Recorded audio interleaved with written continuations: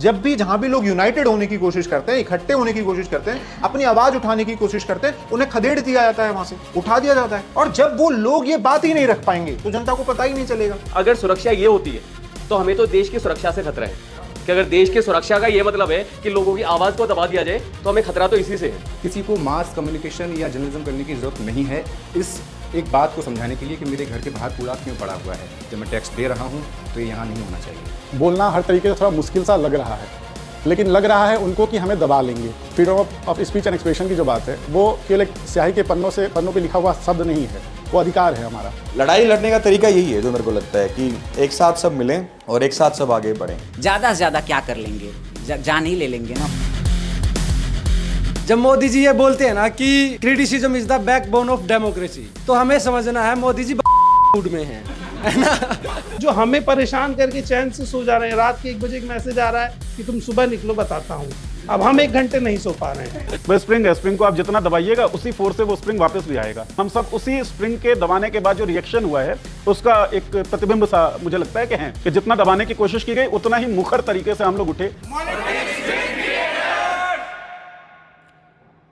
अपना काम जो हम लोग कर रहे हैं वो काम हम आज़ादी से कर सकें, मतलब कम से कम बोलने पे तो पहरा ना हो। हम जो लिखना चाहते हैं, बोलना चाहते हैं, अगर कुछ गलत है, अगर कोई चैलेंज करना चाहता है तो कारण बताओ कि चैलेंज कहाँ कर रहे हो। डायलॉग स्टेब्लिश करो, उस डायलॉग में हम अपना पॉइंट रखें, तुम अपना पॉइंट रखो, जो सही है वो परसिस्ट करेगा, वो आगे चलेगा। लेकिन ऐसा तो हो नहीं रहा है। मोनोलॉग और आदेश जो हैं बिग बॉस के वो आते हैं और कई लोगों के बोलने की जो आज़ादी है वो खतरे में पड़ जाती है। ये एक पॉइंट है। दूसरा पॉइंट ये है कि बहुत सारे लोग जो जर्नलिज्म कर रहे हैं, पत्रकारिता कर रहे हैं या सवाल पूछ रहे हैं, कमेंट्री कर रहे हैं पॉलिटिकल, उन सब लोगों की दिक्कतें बहुत ज़्यादा हैं। मुकेश चंद्राकर, सब लोगों ने मेरे हिसाब से खबर सुनी होगी। और जहाँ जहाँ खनन माफिया लोग हैं या फिर ठेकेदार जितने भी हो, माफियागिरी में ही इन्वॉल्व हैं। अगर कोई इन्वेस्टिगेटिव जर्नलिज्म करना चाहे और उनके खिलाफ कोई खबरें लाता है या सही खबरें जो लाना चाहता है, उसके लिए रास्ते आसान नहीं हैं। एक सेंस ऑफ फियर जो है वो स्प्रेड आउट कर दिया जाना चाहता है ये पूरा सिस्टम, जिससे हम बोले ना, हम चुप रह जाएं। ना पत्रकार पत्रकारिता कर पाए, ना कमेंटेटर अपनी कमेंट्री कर पाए, ना जो लोग अकाउंटेबल हैं उनको हम लोग अकाउंटेबल ठहरा पाए। अच्छा, मेरे लिए एक बड़ी साधारण सी बात है, मान लीजिए रामनवमी का कोई जुलूस निकल रहा है या कोई भी धार्मिक जुलूस निकल रहा है, अपने अपने घर में अपनी अपनी बालकनी पे खड़े होके अगर कोई वीडियो बनाता है कि देखो भाई जुलूस में ये नफरती नारे चल रहे हैं, तो वो व्यक्ति भी पत्रकार ही है। तो आज की डेट में एक हरिओम पवार का नाम सुना होगा ना सबने शायद, तो वीर रस के कवि थे, तो स्कूल में काफी उनको विजेता भाई पढ़ा है। तो एक कविता है, उसमें एक लाइन है कि संकट के घड़ियों में सबको सैनिक बनना पड़ता है।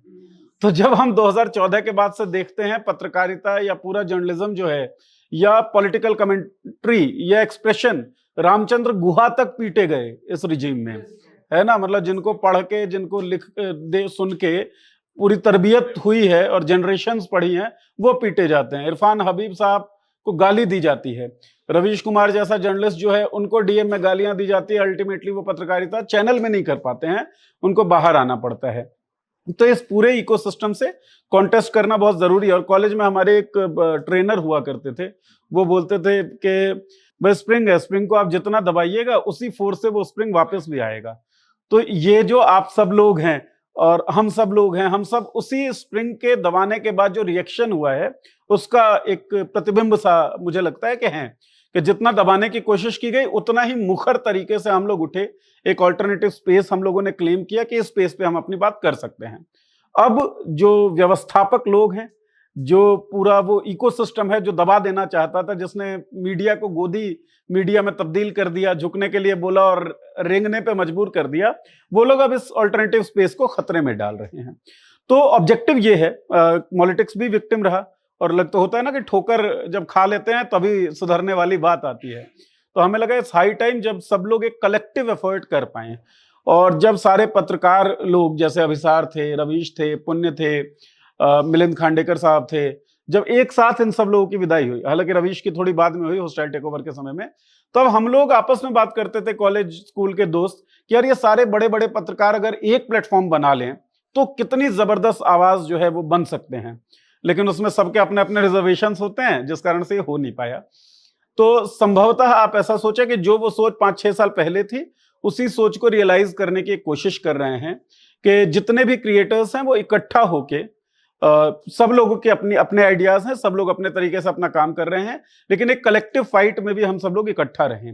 अब किसी का अकाउंट सस्पेंड हुआ, किसी का पेज ब्लॉक हुआ, या कोई अपनी पत्रकारिता या कोई अपनी कमेंट्री के कारण हैरासमेंट झेल रहा है, किसी को कोई पॉलिटिकल जो पावर है वो डिफेमेशन का केस लाद रही है, जैसे मुकेश मोहन के साथ हुआ, या फिर कुछ जो फ्रॉडमैन्स हैं, गॉडमैन की जगह फ्रॉडमैन बोले तो वो ज्यादा जरूरी है। आप साइंटिफिक टेम्पर की बात करिए, आपके ऊपर डिफेमेशन का केस लाद दिया जाएगा। एक केस हम लोगों के ऊपर चल रहा है, अभी दिल्ली के ही एक गुरुजी हैं उनके जरिए। तो ये कॉरपोरेट पॉलिटिक्स और जो ये पावरफुल लॉबी है, इनका पूरा नेक्सस जो है आवाज दबाने की कोशिश कर रहा है। इसमें फाइनेंशियल बैकिंग भी बहुत जरूरी है, और मेडिकल हेल्प हो गया, फाइनेंशियल एड हो गया, लीगल एड हो गया खास तौर पे, क्योंकि मुझे लगता है सबसे ज्यादा जरूरत पड़ने वाली आने वाले समय में इसकी। तो हम लोग इकट्ठा होके अगर ये लड़ेंगे तो बहुत जरूरी होगा। वो बचपन की कहानी है ना कि एक एक करके लकड़ियां थी तो सब तोड़ देते थे, लेकिन अगर वो लकड़ियों का गट्ठर बना दिया जाए तो उसको तोड़ना थोड़ा मुश्किल है। तो वो गट्ठर बनाने की हम लोग सोच रहे थे, राघव भाई के साथ डिस्कशन हुआ और ये आइडिया दिमाग में आया। तो उसलिए हम चाहते हैं कि जितने भी आप सब लोग हैं, क्रिएटर्स हैं, अपना अपना इनपुट भी दें कि कैसे क्या हम लोग कर सकते हैं इसमें और बेहतर क्या होगा। प्लान पे डिटेल में भी बात हम लोग करेंगे। फिलहाल मैं चाहता हूं कि आप सब लोग अपना अपना जो राय है, जो हमने ये नाम भी रखा है मत कत्ल करो आवाजों को, इसी नाम से हमने एक प्रेस कॉन्फ्रेंस भी किया था। विजेता भाई और गजेंद्र भाई हैं न्यूज डिगी, आप में से बहुत सारे लोग जानते ही होंगे। तो इंस्टाग्राम पेज आपका ब्लॉक हुआ था और वो आ भी गया वापस। तो हमारे एक आवाज उठाने से हो सकता है वो असर पड़ा हो, जिससे ये चीजें हो सकी। और हम कलेक्टिवली जब आवाज उठाएंगे तो बहुत सारी चीजें होंगी। कलेक्टिवली जब किसान दिल्ली की सरहदों पर बैठे रहे, 750 से ज्यादा किसानों की शहादत हुई, तो कानून वापस लेना पड़ा इस सरकार को। तो कलेक्टिव वॉइस में दम तो बहुत ज्यादा होता है, ये हम लोगों को लगता ही है। तो उस कलेक्टिव वॉइस के निर्माण में क्या इनपुट आप सब लोगों के हैं, वो मैं चाहता हूं आप सब लोग शेयर करें। निवेदिता जो है वो आगे मॉडरेट करेंगे, हमारी पॉलिटिकल नारी, ठीक है। तो निवेदिता आप आए और सब लोगों को बुलाइए। माइक, हाँ माइक तो सब लोगों को। सबसे पहले तो आप सभी का बहुत शुक्रिया कि आप सब लोग आए हुए हैं, सभी भाइयों को। और एक बहन हमारी जो है, आधी आबादी यहाँ पे आधे से भी कम दिख रही, इस बात का थोड़ा सा दुख है मुझे। मॉडरेट करना है और यहाँ पे कई लोग हैं जिनकी सबकी बातें भी यहाँ पे सुनी जाएंगी। तो सबसे पहले तो मैं ये कह रही हूँ कि इनको दिक्कत फैक्ट से बहुत होती है, सच से दिक्कत इनको बहुत होती है। और ऐसा नहीं है कि पॉलिटिक्स के साथ ये पहली बार हो रहा है कि फेसबुक पेज जो बैन हुआ, कई लोग मुझे फोन करके बोले कि अचानक से ये लोग इतना ज्यादा क्यों परेशान कर रहे हैं। कुछ भी अचानक से नहीं है, धीरे धीरे जब से मैं पॉलिटिक्स में आई हूँ मैं देख रही हूँ कि लगातार कभी लीगल नोटिस आता है, कभी कोई कंटेंट हटाने की बात आ जाती है, कभी कोई वार्निंग आता है, ठीक है। लेकिन सच तो यही है कि यूं ही हमेशा उलझती रही है जुल्म से खल्क, ना उनकी रस्म नहीं है, ना अपनी रीत नहीं है। यूं ही खिलाए हैं हमने आग में फूल, ना उनकी हार नहीं है, ना अपनी जीत नहीं है। तो फर्जी खबरों से बनी हुई सरकारों को डर किससे लगता है? सच से लगता है, फैक्ट से लगता है। और इसीलिए हमारे ऊपर सबसे पहला हमला फैक्ट की वजह से हुआ। हेमंत हमारे साथी हैं और मार्वलस इनकी रिपोर्टिंग होती है, एंकरिंग होती है, इनके फैक्ट्स एंड फिगर्स जो है उसकी वजह से रील मंत्रालय की नजर पे हम लोग आ गए थे और वहां से ही हमारे ऊपर काफी हम टारगेट होने लगे थे। तो सबसे पहले तो मैं अपने साथी हेमंत से ही कहूंगी कि आप आए, बताएं कि किस तरह से आपकी वीडियोस को लेकर के टारगेट किया गया और किस तरह से पॉलिटिक्स को तब से ही लगातार टारगेट किया जा रहा है। हेमंत प्लीज यार आइए आप।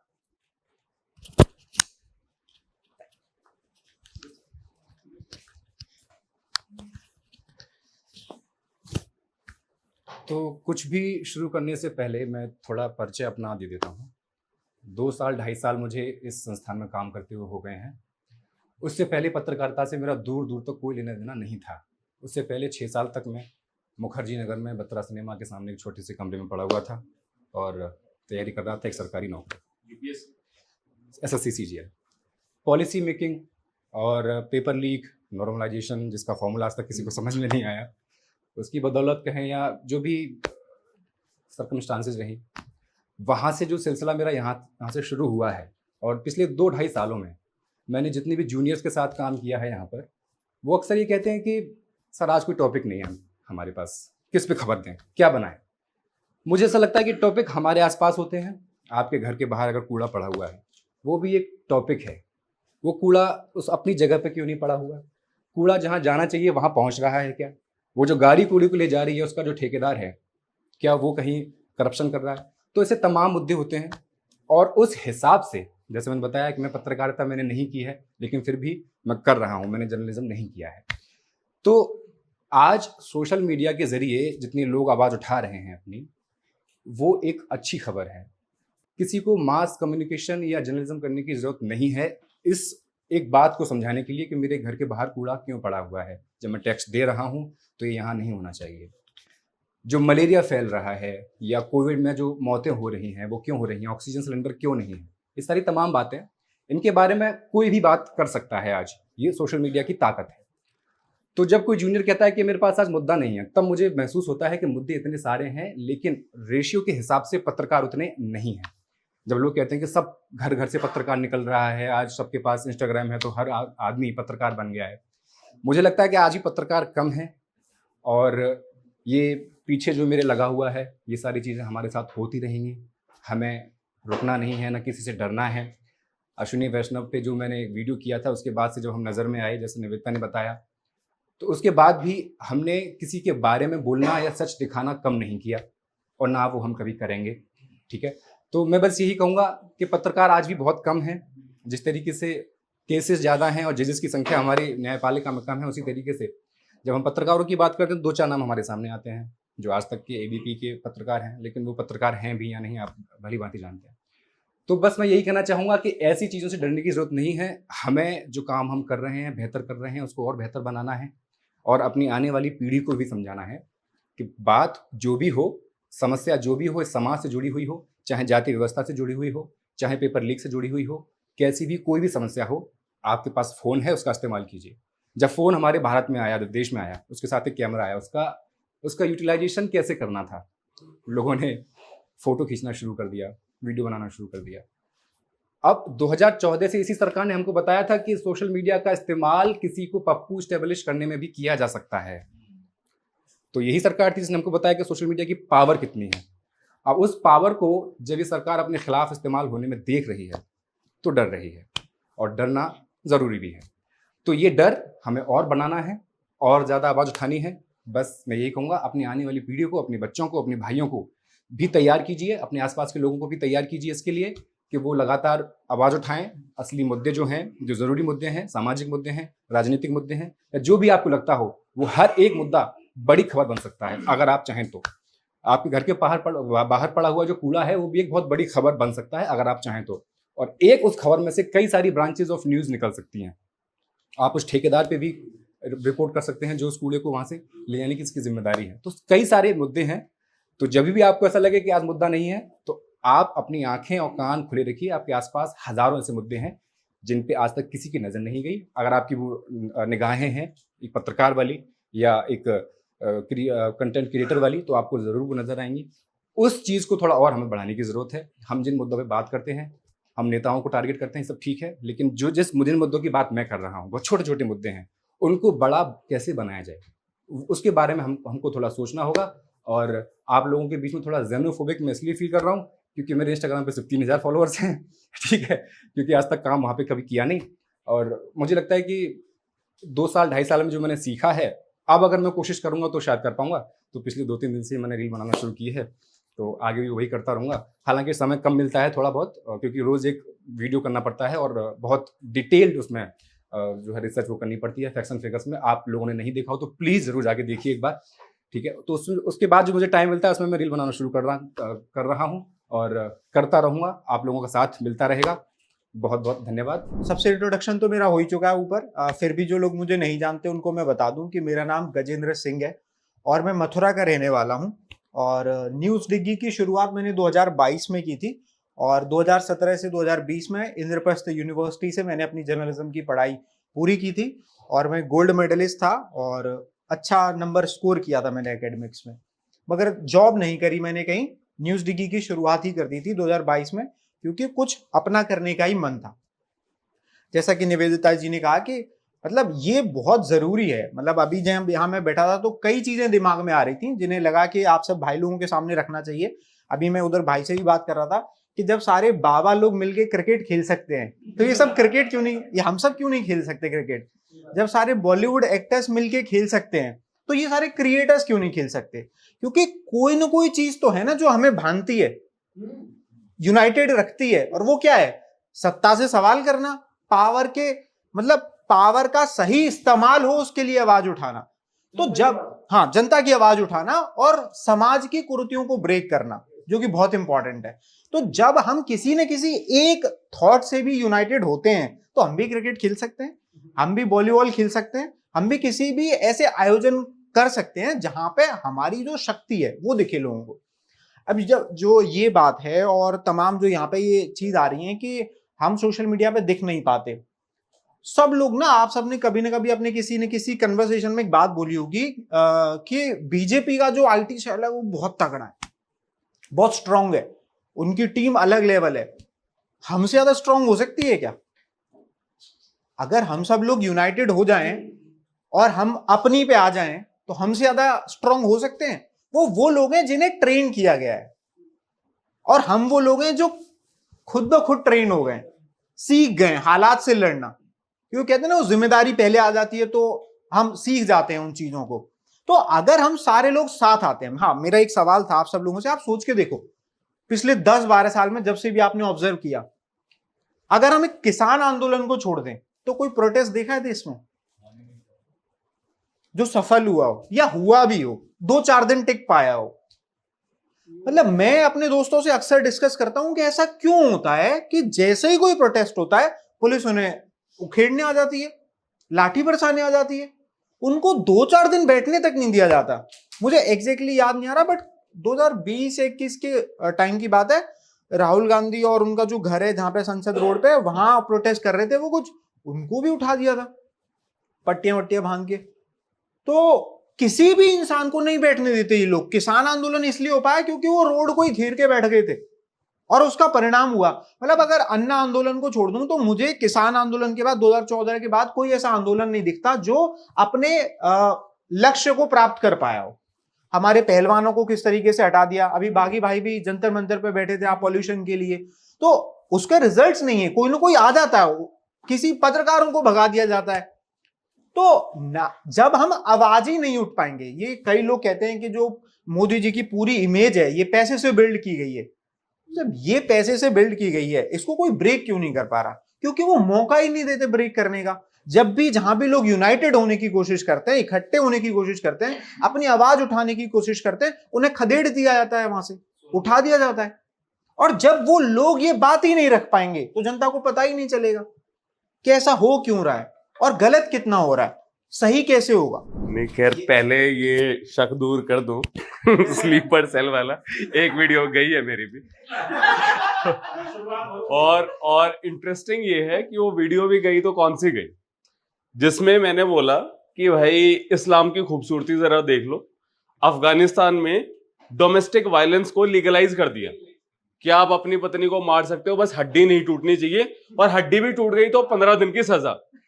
तो मैंने ये कहा कि भाई, मैं जब दुबई के ऊपर मैंने वीडियो बनाया कि इतना कॉस्मोपॉलिटन शहर है, तो बहुत सारे मुस्लिम लिख रहे थे कि इस्लामिक कंट्री है, इस्लामिक कंट्री की ये खूबसूरती है, तो अब तुम खुद को इस चीज से कैसे डिस्टेंस कर सकते हो?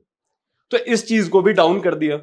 अब मुझे लगा कि यार सरकार हिंदूवादी है और उनको इससे भी दिक्कत है, ये मामला क्या है? तो मे भी कहीं ना कहीं वो ये भी दिखाना चाहते हैं कि ये जो लोग हैं, जो एक सरकार का है ना नैरेटिव कि ये लोग इस्लामिस्ट हैं, ये लोग वामपंथी हैं, इनका ये गैंग है, ये इस्लाम के खिलाफ कभी नहीं बोलते। तो वही है, सरकार के अंदर भी बैठे होंगे ऐसे लोग जो करते होंगे ऐसे विवेचना विजेता का ये वाला डालो तो अच्छी बात है कि हम भी विवेचना करने के लिए पहुंच गए यहाँ पे, और इस चीज की बहुत जरूरत भी है। पाश की एक कविता थी और ये तो उन्होंने कांग्रेस के टाइम पे लिखी थी, है ना, लेकिन सिचुएशंस वैसी ही हैं, अब और ज्यादा गड़बड़ हो गई है। तो सरकार क्या कहती रहती है कि देश की सुरक्षा के लिए है, तो पाश ने एक कविता में कहा था कि अगर सुरक्षा ये होती है तो हमें तो देश की सुरक्षा से खतरा है, कि अगर देश की सुरक्षा का ये मतलब है कि लोगों की आवाज को दबा दिया जाए तो हमें खतरा तो इसी से है। तो कहते हैं कि हम तो देश को समझे थे घर जैसी पवित्र चीज जिसमें उमस नहीं होती, आदमी बरसते मेह की गूंज की तरह गलियों में बहता है, गेहूं की बालियों की तरह खेतों में झूमता है और आसमान की विशालता को अर्थ देता है। हम तो समझे थे आलिंगन जैसे एक एहसास का नाम, हम तो देश को समझते थे काम जैसा कोई नशा, हम तो देश को समझते थे कुर्बानी सी वफा। लेकिन अगर देश आत्मा की बेगार का कोई कारखाना है, अगर देश उल्लू बनाने की प्रयोगशाला है, तो हमें उससे खतरा है। तो इस खतरे को हमें अवॉइड करना है, मिलके लड़ना है। और ये आई थिंक बहुत ही कमाल का इनिशिएटिव लिया है मॉलिटिक्स ने कि जहां पे लीगल सपोर्ट भी हो, आपस में भी लोग एक दूसरे के लिए आवाज उठा सकें। और इवन कोई अगर ऐसा मुद्दा है जो हमें लगता है कि एक देशव्यापी मुद्दा है, जो एक ग्राउंड का मुद्दा है, उस पे भी अगर हम कलेक्टिवली करें, जैसे राइट विंग वाले करते ही हैं कि चलो सारे के सारे लोग अब इस चीज को चलाओ, तो ऐसी भी चीजें हम कर सकते हैं। और आई होप ये हमारा एसोसिएशन आगे बढ़े, इसके रिजल्ट्स आए। देखिए, मेरा नाम राकेश रंजन है, रहने वाले बिहार के। हम कार्टून बनाते हैं, एडिटोरियल कार्टून बनाते हैं। एक्चुअली मेरा काम बोलना नहीं है, अच्छा वक्ता हम नहीं हैं, तो इसलिए मेरी भाषा है ना, उसको थोड़ा जो है आप इग्नोर कीजिएगा। और इस संस्था में हमको 5 साल हो गए हैं लगभग काम करते हुए। मेरा काम है जो पॉलिटिकल चल रहा है देश दुनिया में, उस पर व्यंग्य करना। और अभी लगभग 1 महीने से 2 बार मेरे पास नोटिस आया है। एक्चुअली उनका नाम जो है मोदी जी अब हम नहीं बोलते हैं, उनका नाम नाराज फूफा रख दिया हमने क्योंकि अब मोदी जी कह के कुछ लिखेंगे, नोटिस आ जाएगा। चेहरा जो है वो आप समझ लीजिए हमने बना दिया है। वो मोदी जी हैं सफ़ेद दाढ़ी और बाल में, वो आपको समझना है, कोई भी हो सकता है। मेरे साथ जो है 2 कार्टून पे जो आए हैं, एक तो बीफ वाला मामला था जो 30 करोड़ चंदा दिया गया बीफ कंपनी के द्वारा। और मोदी जी जो हैं आपको गाय को जो है हर 14 जनवरी मकर संक्रांति को गाय के साथ बैठते हैं, उसको क्या बोलते हैं, गुड़ खिलाते हैं, घास खिलाते हैं, फ़ोटो खिंचाते हैं, सोशल मीडिया पे डालते हैं। तो ऐसा ही एक कार्टून था जिसको हमने सेम फ़ोटो करके बनाया था और बीफ कंपनी को डोनेशन करते हुए दिखा दिया था, तो उससे उनको चिढ़ आ गई थी। और एक विदेश नीति पे बनाया था कार्टून, जो कि ट्रंप की कोई भी बात, ट्रंप के कहने के बाद उस पर कोई जवाब, इनका प्रतिक्रिया नहीं जाता है, तो उस पर भी एक कार्टून बनाया था, तो इनको चिढ़ हो गई थी। अब ऐसा है ना कि देश में जो है बोलना हर तरीके से थोड़ा मुश्किल सा लग रहा है, लेकिन लग रहा है उनको कि हमें दबा लेंगे। हमें दबना नहीं है। हमें अनुच्छेद 19(1) जो है freedom of speech and expression की जो बात है, वो केवल एक स्याही के पन्नों पे लिखा हुआ शब्द नहीं है, वो अधिकार है हमारा।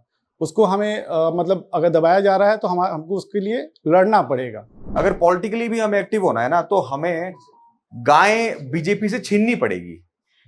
नहीं, लोगों में ये बस गई है ये चीजें, गायें बीजेपी से छीननी पड़ेंगी और कहीं ना कहीं मंदिर भी छीनने पड़ेंगे, क्योंकि ये लोग उन चीजों को बड़ा उल्टा वे में लेके जा रहे हैं। लड़ाई लड़ने का तरीका यही है जो मेरे को लगता है, कि एक साथ सब मिलें और एक साथ सब आगे बढ़ें। तो दोस्तों, मुझे अच्छा लगा कि आप सब यहाँ आए हैं एक पर्पज के लिए। जब मोदी जी ये बोलते हैं ना कि criticism is the backbone of democracy, तो हमें समझना है मोदी जी के मूड में है ना। तो भाई क्रिटिसिज्म को वो पेल रहे हैं, जो क्रिटिसाइज कर रहे हैं ना, आपने देखा है अकाउंट उड़ाए जा रहे हैं, तो ये सब चीजें हो रही हैं। दूसरी बात, जैसे बताया गया कि सब हम भी पत्रकार का काम कर रहे हैं, जैसे कंटेंट क्रिएटर हैं। हाँ, हम आधे पत्रकार हैं, लेकिन अभी जो ट्रेंड पत्रकार है उनका थोड़ा नाम बदनाम है। जैसे हमारे हरियाणा में लगा लीजिए भाई सूट बेच रहे पत्रकार, है ना, कितनी बुरी बात है। तो ये है कि जब हम यहाँ आए हैं तो इसका पर्पज ये है कि जैसे अकेले अकेले सबको पेला जा रहा। अब मैं ये, जब मुकेश चंद्राकर को मारा गया, उनकी हत्या की गई, क्यों की गई, आपने कभी सोचा है?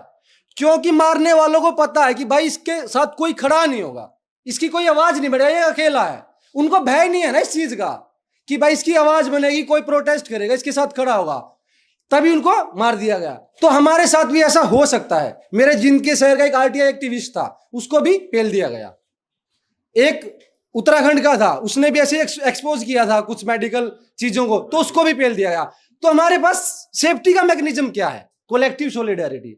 अगर हम साथ हैं तो भाई बच सकते हैं, अदरवाइज तो पेले जाएंगे। तो मैं भी देख रहा था, जब से कंटेंट क्रिएशन मैंने शुरू करा है, शुरुआत में सबके साथ यही होता है, पहले ना गालियां आती हैं लिख के, फिर कहते हैं ना मिल जाओगे, ये कर देंगे वो कर देंगे। जैसे प्रतीक भाई मेरे साथ, प्रतीक तन्मय मेरे साथ शिफ्ट हुए दिल्ली से कि साथ में करेंगे काम, तो मेरे पास धमकी आई कि भाई तुमको जान से मार देंगे, बोलना बंद कर दो, वीडियो बनाना। प्रतीक भाई कह रहे हैं ना कि भाई मैं चला जा रहा हूँ दिल्ली यहाँ से, मैं तुम्हारे साथ तो नहीं रह सकता। तो मैंने कहा ना कि देखो ये जो सिचुएशन मैं फेस कर रहा हूँ ना, ये सब फेस कर रहे होंगे, सबके साथ यही हो रहा है। और ये काफ़ी अच्छा इनिशिएटिव शुरू हुआ है मॉलिटिक्स के थ्रू, और बहुत सारे भाई बड़े भैया हमारे साथ भी दिए, जैसे अक्षय नरवाल भैया हैं, विजेता भैया हैं हमारे, वो क्या नाम है भैया का, सॉरी भूल जाते हैं, पर ठीक है, बहुत सारे भाई साथ में आए, वो आप यहाँ पे देख भी लोगे।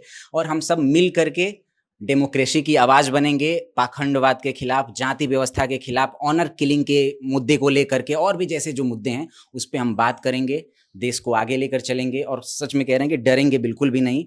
जो बागी भैया ने कहा कि ज़्यादा से ज़्यादा क्या हो जाएगा, ज़्यादा से ज़्यादा क्या कर लेंगे, जान ही ले लेंगे ना, उससे अलग कुछ नहीं। लेकिन हाँ, जान जाएगी, लेकिन पैदा करेंगे हम अपने जैसे बागी और भी।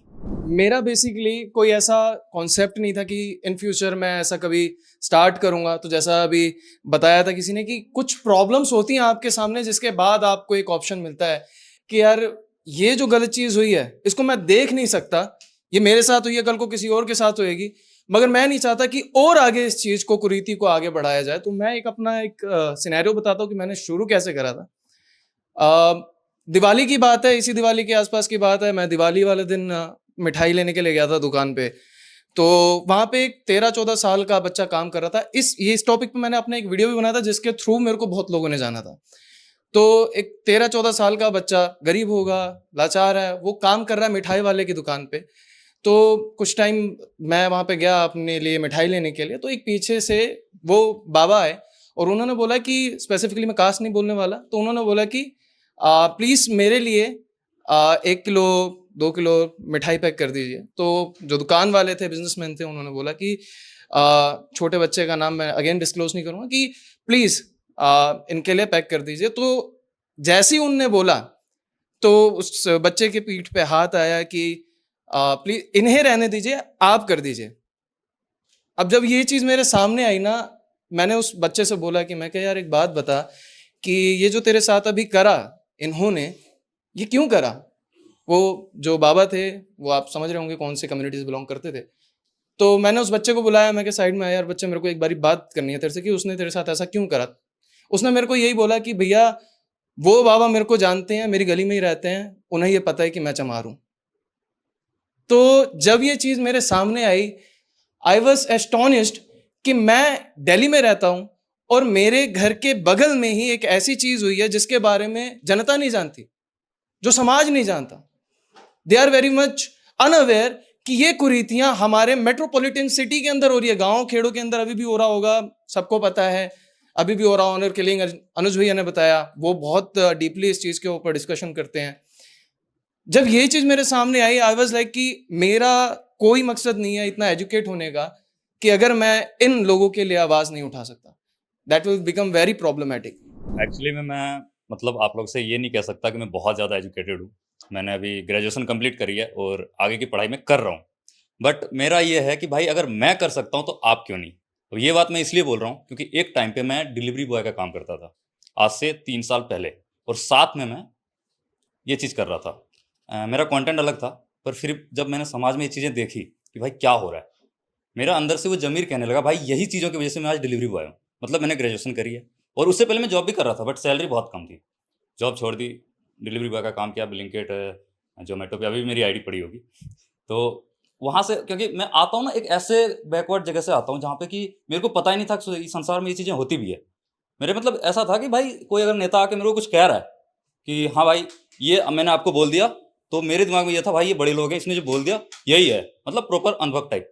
वो मेरा ऐसा कंडीशन था उस टाइम से। मैं गुड़गांव आया, दिल्ली आया, और फिर यहाँ पे आके मैंने दुनिया को समझा कि भाई होता क्या है रियल में लाइफ, और इसी चीज़ से पूरा समाज अभी जूझ रहा है। हमें इस चीज़ को समझना पड़ेगा। सोसाइटी में 80% लोग हैं जो मेरे उस कंडीशन में अभी भी जी रहा है, उन्हें नहीं पता कि हम क्या बोल रहे हैं, आप क्या समझा रहे हो, किसी को नहीं पता। तो इसलिए मैंने बोला ये चीज़ कि भाई अगर मैं आवाज़ उठा सकता हूँ आप क्यों नहीं। मैं अभी 23 साल का हूँ, मेरा कोई खास ज़्यादा उम्र नहीं हुआ है, बॉडी से थोड़ा लग रहा है वो अलग बात है, लेकिन 23 साल का ही हूँ मैं। तो मैं इतना कॉन्फिडेंट फील भी नहीं कर रहा यहाँ पे। मेरे को भी बहुत ज़्यादा वैसा हो रहा है कि भाई के बहुत सारे बड़े बड़े लोग बैठे हैं, मैं क्या ही बोलूँ। बट हाँ, मैं अपना वो बता रहा हूँ कि मैं कहाँ से आया हूँ और कैसे। अगर उस चीज़ को मैं करके ये चीज़ें मैं कर सकता हूँ, बोल सकता हूँ, तो आप लोग क्यों नहीं? Why not? युवा, अगर एक एक युवा सब बोलना शुरू कर दे ना, सारे युवा बोलना शुरू कर दे, आवाज उठाना शुरू कर दे, क्वेश्चन करना शुरू कर दे, तो हमारा देश बदल सकता है ना?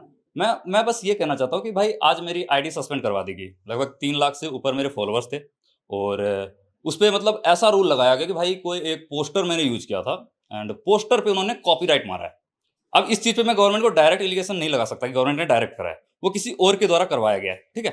अब ये चीजें सिर्फ ये मैं सोच रहा हूँ कि ये चीजें हमारे साथ ही क्यों हो रही है। एक चीज मुझे लगता है हर कंटेंट क्रिएटर बहुत ज्यादा स्ट्रगल करता है विच इज विद माइंडसेट, क्योंकि एक तो आप लोगों की रीच भी नीचे जाती होगी कभी किसी वीडियो की वजह से, या सडनली आप देखेंगे बहुत सारे बॉट्स आपको फॉलो करना शुरू कर देते हैं and that is first identification कि अब आपका अकाउंट सस्पेंड होने जाना है। तो आप क्या कर सकते हैं? मे बी आप क्रॉस पोस्ट कर सकते हैं, things like that. But again मैं जानना चाहूँगी कि आप लोगों के क्या प्रॉब्लम्स है और उसको मे बी 2-3 मिनट लेके उसको एड्रेस करा जाए, रादर देन मैं अपनी तरफ से एक इम्प्रॉम्प्टू चीज बोल दूँ। इसको थोड़ा सा एक्सप्लेन कीजिए। तो आपने कहा कि बहुत सारे बॉट्स फॉलो करने लगते हैं, तो ये हमें कैसे पता चले? आपको जो आपने कहा क्रॉस पोस्टिंग, तो वो क्या है? तो एक तो ना फ्लड ऑफ आपको इंस्टाग्राम फॉलोअर्स दिखेगा जो एक से कमेंट कर रहे हैं या एक से नेमलेस प्रोफाइल्स होंगे।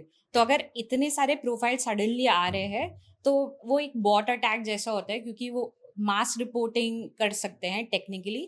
This is not 100% true in every case, but अगर आप किसी भी शेडी चीज को होते हुए अपनी प्रोफाइल पे देख रहे हो तो आप मॉनिटर करके देख सकते हो स्टैट्स और नंबर्स के तरफ से कि एग्जैक्टली क्या हो रहा है। प्लस आपने बोला अभी इंस्टाग्राम के पे पोस्ट करने की बात करी कि इंस्टाग्राम आपको मोनेटाइज नहीं कर रहा है, तो आप अगर आप यूट्यूब शॉर्ट्स या फेसबुक पे भी कंटेंट डालोगे जैसे आपने बोला, तो that will help you get monetize. तो आप लोग मेहनत तो उतना ही कर रहे हो ना कि कंटेंट बनाने में, उसको आप इंस्टाग्राम थ्रेड्स पे भी पोस्ट कर दो, उसको आप ट्विटर पे भी डाल दो, एक्स पे डाल दो और बाकी सारे प्लेटफॉर्म्स पे भी डालोगे, तो उससे भी आपको एक सिग्निफिकेंट रीच मिलेगी। क्योंकि आपने देखा होगा कि कुछ प्लेटफॉर्म्स पे अभी भी कंटेंट क्रिएटर्स नहीं है, जैसे एक्स पे भी अभी इतने कंटेंट क्रिएटर्स नहीं है या एक सिग्निफिकेंट अमाउंट ऑफ वॉइसेस नहीं है। तो अगर आप वहाँ पे अपना कंटेंट डालना शुरू करोगे तो वो भी आपको बेनिफिट करेगा। मेरा नाम नीलांजय तिवारी है और इलाहाबाद वाला नीलांजय के नाम से मेरी इंस्टा आईडी है। अभी पिछले कुछ महीनों से मैंने स्टार्ट किया है। स्टार्ट करने की वजह भी यही है कि अगर आप लोग यहाँ पर आ चुके हैं, अब आप वापस नहीं जा सकते हैं, ये मैं बता रहा हूँ, क्योंकि मेरे साथ यही हुआ है कि मैं यहाँ आ गया हूँ, अब वापस नहीं जा सकता हूँ।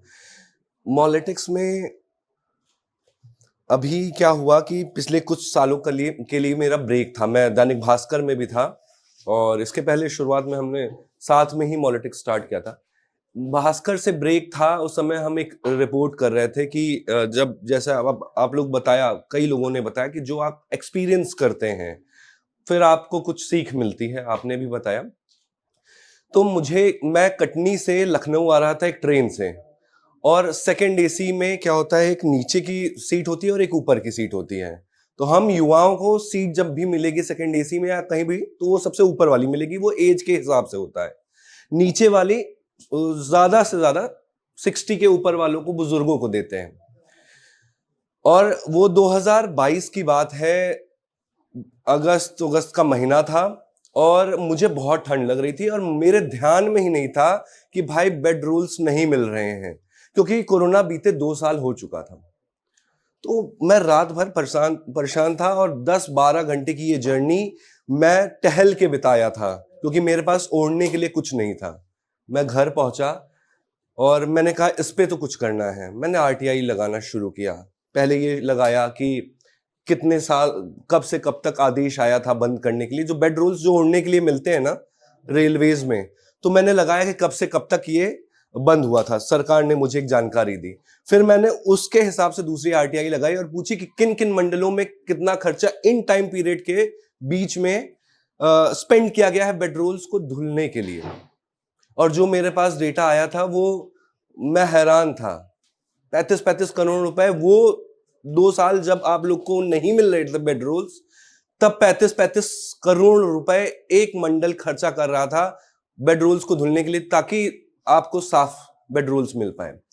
अब दो चीज हो सकती है, या फिर रेलवे बहुत ज्यादा हमारा ध्यान रखना चाहती है कि 2 साल बाद आपको वो पुराना बेड रूल ना दे, वो लगातार धुलवा रही थी हर महीने, या फिर ये हो सकता है कि वो बस एक प्रोसेस है कि धुला पहले भी जा रहा था, अभी भी धुला जाएगा, रसीदें फटेंगे और जेब में पैसा जाएगा। दो चीज हो सकती थी।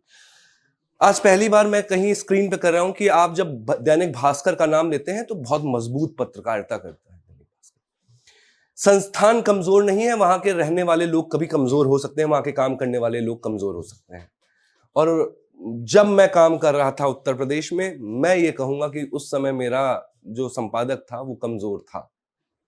वो डरता था, सिर्फ सरकार से ही नहीं, बहन मायावती से भी डर जाता था कि अरे बर्थडे है, स्टोरी मत करो।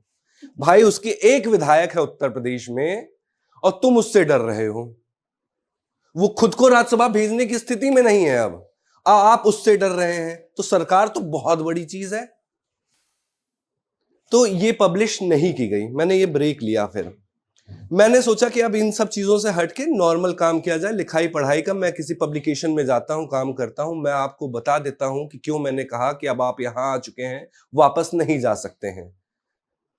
मैंने सब कुछ नॉर्मल कर दिया, पब्लिकेशन के लिए ट्राई किया। एक किताब पब्लिकेशन हाउस है, उसके लिए जब मैं गया, 8 राउंड का भयंकर इंटरव्यू लिया गया। मुझे पहली बार मैं कभी कागज पे पेन से लिख के इंटरव्यू दिया था, टेस्ट दिया था, और 8 राउंड हुए थे।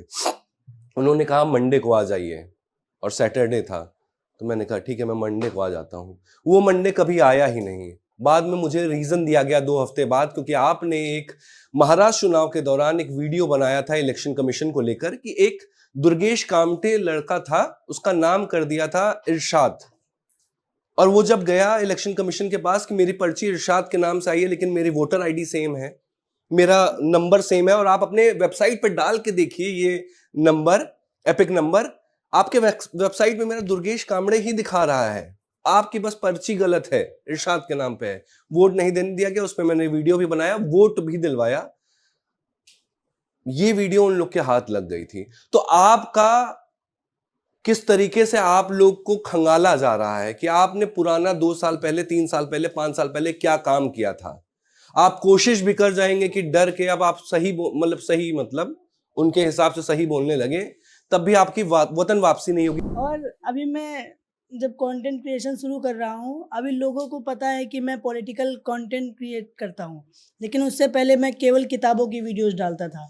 मेरा कोई मन नहीं था कि पत्रकार बनना है, मेरा कोई मन नहीं था कि पॉलिटिकल कंटेंट क्रिएट करना है। मेरा मन था कि राइटर बनना है, किताबें लिखनी है, और अगर मन हुआ तो विदेश टूर करना है, देश टूर करना है। लेकिन जब किताबें पढ़ी और आसपास के जो पॉलिटिकल कंटेंट क्रिएटर्स हैं उनकी वीडियोस देखी, तब मुझे पता चला कि मुझे भी करना चाहिए। और उसके बाद मैंने मीडिया की सच्चाई दिखाना शुरू किया। उस पर बहुत सारी हेट मिली, बहुत सारे प्यार मिले। फिर लोगों ने कहा कि भाई मीडिया की तो सब सच्चाई दिखा रहे हैं, आप सरकार की दिखाओ। फिर मैंने आसपास के मुद्दे उठाए, आसपास जो मेरे हो रहा था, जो हमारे लोगों के साथ हुआ, उनकी बात उजागर करी। फिर लोगों का प्यार बढ़ता चला गया। और इस बीच मुझे लगता है कि बैकअप अकाउंट का ट्रेंड मैं ही लाया हूँ। मेरे सामने रेंटिंग गोला की आईडी गई, तब उन्होंने मुझे सजेस्ट किया कि जिस हिसाब का तुम्हारा कंटेंट है तुम्हारी भी चली जाएगी। तब मैंने बैकअप अकाउंट अपना प्रमोट करना शुरू किया, और मुझे लगता है कि फर्स्ट जो मेरी वीडियो थी मेरी ही गई थी, और वो कोई वीडियो नहीं थी, वो केवल हिटलर की किताब थी। उसमें मोदी जी सब स्पैम कर रहे थे, तो वो मेरी किताब चली गई, और उस वजह से मेरा फेसबुक भी चला गया। अभी 2 मिलियन होने वाले थे, उस पर कुछ 1.7 के आसपास थे, वो चली गई, और उस किताब की वजह से।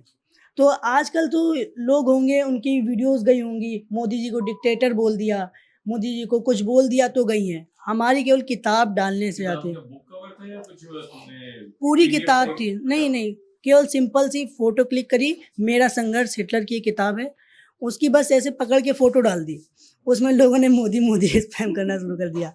तो वो हुआ। और आज जो सबसे बड़ी प्रॉब्लम है, और जिस हिसाब से मेरी फेसबुक आईडी गई है और मेरी पोस्ट डिलीट करी जाती हैं, वो है मास रिपोर्टिंग के चलते।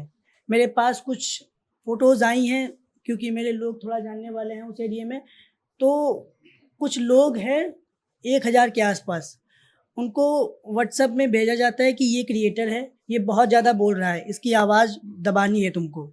तो वो लोग रिपोर्ट मारते हैं फ़ोटोज़ पे, वीडियोज़ पे, आईडीज़ पर। तो मैं क्या कहूँ, बहुत सारी लोगों की गई हैं, तो मैं चाहता हूँ कि जिनकी गई हैं और वो दब गए हैं, उनको लग रहा है कि उनकी कोई आवाज़ नहीं उठाएगा, तो मेरा जो बैकअप अकाउंट है सुमित जी नाम का, उस पर किसी की भी आईडी गई है तो बेझिझक कोलैबोरेट के लिए मुझे इनवाइट करे, मैं बेझिझक उठा लूँगा, आपकी आवाज़ नहीं दबने दूंगा, और अगर मेरी चली जाती है तो आप लोग बचा लेना। नमस्कार सभी को। मैं ये बात बताना चाहता हूँ, जैसे मैं एक दिहाड़ी करता हूँ, दिहाड़ी समझ रहे हो ना, और 9 से 11 घंटे की टाइमिंग होती है, उसमें से मैं फिर भी टाइम निकालता हूँ मतलब एक वीडियो बनाने के लिए कि इस मुद्दे पे मेरे को बात करनी चाहिए। तो मेरे को ये लगता है कि जैसे लोग जो फ्री होते हैं, जैसे मेरे जैसा टाइम निकाल सकता है 11-11 घंटे काम करके मैं मुद्दों पे बात कर सकता हूँ, तो मेरे अकॉर्डिंग सबको आवाज उठानी चाहिए इस मामले में। और ये चीज मैंने शुरू कैसे की मैं बताता हूँ, मेरा पर्सनल एक्सपीरियंस रहा इस चीज में। शुरू कैसे की, जैसे मैं कहीं बैठा था, हुक्का जानते होगे आप लोग सभी, हुक्का तो जैसे मेरे को पीना नहीं था, तो मैं बैठ गया उधर कुर्सी पे, तो एक ताऊ बोला तेरी जात क्या है? मैं बोला यार ये क्या चीज है भाई, मैं इंसान हूं भाई। तो वहां मेरे को लगा वो चीज पिंच हुई कि यार आप इंसान को इंसान नहीं समझ रहे हो, एक जाति पूछ रहे हो कि हुक्का पीने के लिए, सिर्फ बैठा था, पीने का कोई मन नहीं था। तो मैंने बोला ताऊ को, मैं इंसान हूं और कहीं से लग रहा हूं क्या कोई मेरे ऊपर ठप्पा है, आपकी कोई जाति नहीं पता मेरे को कि आपकी क्या जाति है। तो उस चीज से मैं मोटिवेट हुआ कि मेरे को लगा कि जिस देश में इंसान को इंसान नहीं समझा जाता वहां आवाज उठानी जरूरी है। बड़ी चीज ये है कि हम लोग इकट्ठा हुए, और जब ये चीजें हो रही हैं तो हम लोग इकट्ठा हुए। सबसे पहले जब ये ट्रेंड में आना शुरू हुआ तो 4 PM के साथ हुआ था, और कपिल सिब्बल जो है सुप्रीम कोर्ट में उनके लिए खड़े हुए थे। तब ये लगा था कि जो डिजिटल प्लेटफॉर्म है, इंडिपेंडेंट आवाज है, उनके लिए कोई ना कोई आगे आया है। फिर एक के बाद कई सारे लोगों का ये जाने शुरू हुआ, तो हम लोग इकट्ठा हुए, ये एक अच्छी चीज है। और पॉलिटिक्स में साथ खड़े हुए, तो यहाँ एक बात और अच्छी तय हुई कि हम साथ भी खड़े और साथ साथ इस लड़ाई को कानूनी रूप से भी लड़ेंगे और एक दूसरे को कोलैबोरेट करके मदद करेंगे। ये मदद जरूरी इसलिए भी है कि अगर हम एक दूसरे का साथ नहीं देंगे तो जो लोग ज्यादा हैं वो हमें खा जाएंगे, और हमें बचना भी है और उनको मारना भी है। तो एक साथ रहना जरूरी है, एक हाथ में और दूसरे हाथ में, दोनों को साथ लेके अगर चलेंगे तो ज्यादा आगे बढ़ेंगे। अपनी बातों को इसी तरह से जो इंडिपेंडेंट आवाजें उनको आगे बढ़ाते रहेंगे। यही कहना, ये अच्छी चीज है। और हम यहाँ इकट्ठा हो, ये इससे भी बड़ी चीज है, क्योंकि साथ रह के और लीगल तरीके से भी मजबूत होना और एक दूसरे को साथ लेके आगे बढ़ना, ये अच्छी चीज है। मैं इतना ही कहना चाहूंगा। थैंक यू आप लोगों का, हम सब लोग इकट्ठा हुए हैं एक मंच के ऊपर। Thank you. तो भाई सबसे पहले तो मोल्टिक्स की टीम को, पूरी टीम को थैंक यू, सबको बुलाया। तो मैंने कंटेंट क्रिएशन इसीलिए चालू किया था कि जब मैं कहीं पे भी अपनी जैसे बैठता था दोस्तों के पास, तो उनको सेंस नहीं है, वो कंपेयर करते हैं कि भाई बीजेपी को और कांग्रेस को ऐसे डिबेट करते थे कि भाई कांग्रेस ने इतना खराब कर रखा है तो बीजेपी ने इतना कर दिया तो क्या हो गया। तो इस बात पे मेरा चुल हो यार उनने खराब कर दिया तो हमने इनको इसलिए तो मौका दिया कि वो ठीक करेंगे। इनको 17 साल में खराब किया, इनको 12 साल हो गए, इन्होंने फिर भी वो रोड टूटे हुए हैं, फिर भी करप्शन है, फिर भी पोल्यूशन है, तो भाई ये क्या कर रहे हैं। तो मेरा इस चीज में थोड़ा डिबेटेबल माइंडसेट रहा, तो मैंने सोचा भाई चलो इसको थोड़ा ऑनलाइन करते हैं। तो इस वजह से मैं इस लाइन में आया था और काफी अच्छा कर भी रहा हूँ। बहुत सारे लोग जो मेरे दोस्त थे जो अंधभक्त माइंडसेट के थे वो सुधरे भी हैं, क्योंकि उनको मैंने फैक्ट बताया भाई ये चीज है। सबसे पहले आप सभी को नमस्कार और धन्यवाद मोल्टिक्स का। जैसा मैं पढ़ रहा था कि मत कत्ल करो आवाजों का, इस देश में मानवता का कत्ल हो रहा है, इस देश में आदमियों का कत्ल हो रहा, महिलाओं का कत्ल हो रहा, बच्चों का कत्ल हो रहा, सिर्फ आवाजों का कत्ल नहीं हो रहा है। और जब हम देखते हैं, जब हम किसान आंदोलन में थे, किसान आंदोलन में सब लोग समझते थे कि इनकी ये बात है तो किसाना की बात है, इन्हें तो विरोध करने का मतलब है। लेकिन धीरे धीरे हम देख रहे हैं यह चीज सोशल मीडिया पर आ गई, क्रिएटर में भी आ गई, मतलब हर व्यक्ति, कोई बचा नहीं इस चीज से। हम भी नहीं बचे थे खनौरी में 2024 में जब आंदोलन हो रहा था। ये तो हम सोशल मीडिया पे ऐसा क्या हो रहा है कि अकाउंट डिलीट हो रहे हैं, इसके ऊपर भी बातचीत हम कर रहे हैं। अभी जो बातचीत साथी बता रहे हैं कैसे इस चीज से बचा जा सकता है। मैं हैरान था जब हम सरकार के साथ मीटिंग कर रहे हैं 12 फरवरी 2024 को चंडीगढ़ में, जब खनौरी बॉर्डर के ऊपर, शंभू बॉर्डर के ऊपर बहुत बड़ा आंदोलन हुआ था। अगले ही दिन हम निकलते हैं, दिल्ली कूच की कॉल थी 13 फरवरी की, चंडीगढ़ से खनौरी बॉर्डर पहुंचते हैं और शाम तक हमें अरेस्ट कर लिया जाता। हमारी प्लानिंग ये थी कि पंजाब के लोग आगे हैं, हरियाणा के लोगों को हम मोबिलाइज करेंगे, वहां मीटिंग करेंगे, जींद एरिया नजदीक है खनौरी के, और वहां जाके हरियाणा के लोगों को भी इस आंदोलन से जोड़ने का काम करेंगे। इस तरह की प्लानिंग हमारी चल रही थी। उसी बीच शाम होते होते हम अपनी गाड़ी लेने जाते हैं जो बॉर्डर के दूसरे पार खड़ी थी। हमें पुलिस की 2 बस आई जींद की साइड से और मुझे पकड़ लिया गया। एक साथी मेरे साथ और थे और मैं उनसे पूछ रहा था, मैंने हाथ खड़े कर दिए, वो मार रहे थे पीछे। मैं कहा जी गलती तो बताओ, क्या खोट कर दिया, क्या बात होगी। मैं उनसे पूछ रहा, सर हम गाड़ी लेके हम तो जा रहे हैं यहाँ से। वो क्या जोर जोर से आवाज लगा रहे, पकड़ो पकड़ो इसी को, यही है पत्थर मारने वाला। वहां पे ये आवाज लगी। मैं पहले रिएक्शन मेरा यो था, मैं कहा यार जो ये न्यू के आगरक पे न्यू हो जाग रहे हो, मेरी गल बीत रहा था। मैं थोड़ी सी रहने में बोल रहा हूँ, इसलिए अगर सारे कंफर्टेबल हो तो मैं हम जो बोलते हैं ना, मतलब इस तरह की चीज भी होती है, वो मेरे साथ बीतना शुरू हो गई थी और यहीं तक सीमित नहीं रही चीजें। मैं बिल्कुल मतलब किसी बात का डर भय नहीं है मुझे। मैं बताऊंगा आपको, 1-2 मिनट का समय लूंगा, सारी बात क्या घटनाक्रम एक्चुअल में हुआ था। उसके बाद हमारी अरेस्टिंग होगी। एसपी साहब ने कह दिया भाई ये तो ठीक है, मैंने रेफरेंस भी दिया कि हम तो इस आंदोलन को खड़ा करने वाले लोग, हम पत्थर क्यों मारेंगे, हम तो कोशिश कर रहे हैं कि आंदोलन खड़ा हो। तो एसपी साहब ने कहा ठीक है भाई छोड़ देंगे, गांव में फोन करो, इनके गांव में पता करो ये कैसे क्या कुछ है, इनको छोड़ दो। फिर इस वेट में 3-4 घंटे बीत गए, रात होगी। रात को मैं सीआईए के ऑफिस में सीआईए का एक था बड़ा सा कमरा, उनका ऑफिस भी नहीं होता, वो जहां बांध के पीटते हैं व्यक्तियों को, वहां लेके गए। उसके बाद फिर उल्टा थाने लेके गए। थाने के बाद रात को कभी हवालात में, कभी हमारे फोटो खींच रहे हैं, कभी कुछ करें, मतलब बहुत सारा हमें घुमाते रहे। फिर रात को हम 12 बजे सो गए थे, 12-1 बजे का टाइम था। एक हवलदार उठा रहे हैं अपने दूसरे हवलदार को, उठो भाई। वो पूछ रहे हैं उससे कहाँ चलना, बोले जेल चलना, जींद जेल चलना है। मैं हैरान था यहाँ से, जो व्यवस्था हम पढ़ते हैं, व्यवस्था कैसे काम करती है और जो व्यवस्था एक्चुअल में काम करती है, उसमें दिन रात का फर्क। एक तो हम सुनते हैं, मैं महसूस करके आया हूं। रात को कोर्ट खोला गया हमारे लिए, रात को 2 बजे जज साहब हमारा इंतजार कर रहे थे और जज साहब के सामने जिस एसएचओ हरिकिशन उसका नाम था, वो बिल्कुल सफेद झूठ बोलते हैं। वो बोलते हैं कि ऐसे ऐसे पुलिस वालों को मार रहा था, इतने पुलिस वालों को चोट लगी है और इसलिए हम इनको अरेस्ट करके लेके आए हैं। 307 धारा हमारे ऊपर लगाई, अटेम्प्ट टू मर्डर।